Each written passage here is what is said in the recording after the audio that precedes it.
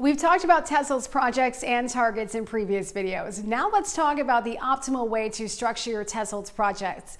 It's actually quite simple. We recommend you create one project for your company or organization. One project is optimal for a number of reasons, including costs of administration maintenance, cost effectiveness and pricing, single sign-on, visibility, and collaboration. Restructuring with additional projects can take place if necessary later, but it's not required in most cases. Next, create a lot of targets. We talked about targets in a previous video.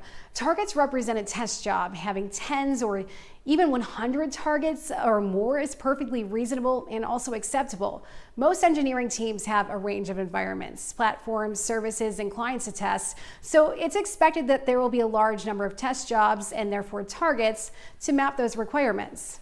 It can be useful to create a convention that makes sense for your team about how you name your targets.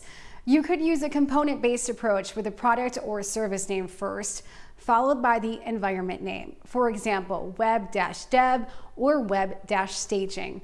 So create one project and many targets. With one project and a large number of targets, you may find that you want to group targets together and provide some order. Groups exist for that very purpose. Use groups to organize targets. Groups allow you to bundle targets together to map a product line or service.